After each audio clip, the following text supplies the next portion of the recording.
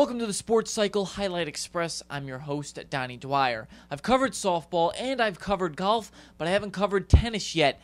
And yesterday, the Negaunee Miners won its third straight Mid-Peninsula Conference tournament in Ishpeming, and today they were looking to get another win in their season against the Marquette Redmen.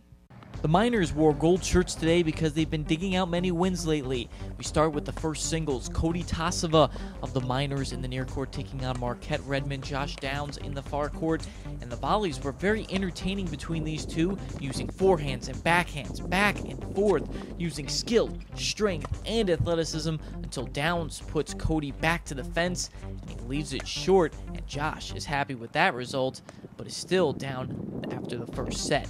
And Cody's forehand was on display once again today, sending Josh down the line where he just couldn't put enough mustard on this return, giving Cody the point. Tasova would end up winning in straight sets over Downs by the score of 6-0, 6-0. To first doubles, Negaunee's Doug Lindblom and Nick Martin in the near court, and Marquette's Kyle King and Alex Shabazi in the far court. Take a look at Lindblom's forehand down the line. That is what you call perfection at its finest. Miners with the point. But I love the tennis game king of the court, and Kyle King displayed that in front of the net today, going back and forth with Doug until Kyle says, "Not on my side, Lindblom," and the Redmen win this match by the score of 6-1, 6-2. The Miners, though, did get big wins at number 3 and number 4 doubles and take the match with a 5-3 win over Marquette. Now we go cross town for baseball. Gladstone traveled to Marquette, pick up the action in the bottom half of the 5th inning. Bases juiced for the Redmen, and Gabe Apple would step up to the plate and taps one back to Blake Ballard, but the pitcher bobbles it and throws to Justin Urich off the plate at home, allowing Jack Kochever to score, and Marquette cuts the lead to 7-3.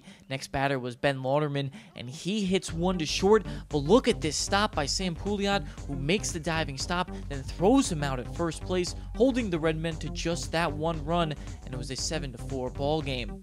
But the Braves gained those runs back in the top of the 6th. Christian Grollo singles to right field, setting up a 1st and 3rd with nobody out in the inning as Ballard cruised into third base. Then Luke Lacoste steps up to the plate and grounds one to short, making it deep enough for Jake Ballard to score, and the Braves lead 8-4 after that RBI.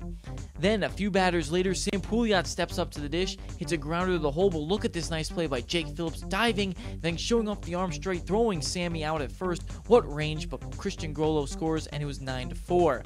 And Blake Ballard was doing work on the mound. He struck out 10 Redmen in a complete game effort as the Braves took Game 1 by the score of 10-4. And in Game 2, Gladstone shut out Marquette 7-0 to complete the doubleheader sweep.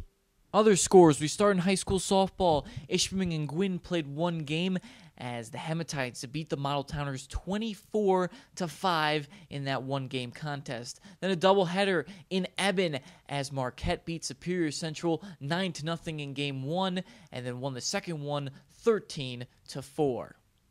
Well, that wraps it up for another edition of the Highlight Express. Remember, go to the website, thesportscycle.com, for scores, highlights, analysis, and new photos. And it's Memorial Day weekend, so go to the links or even go to the tennis courts and have a swingin' good weekend.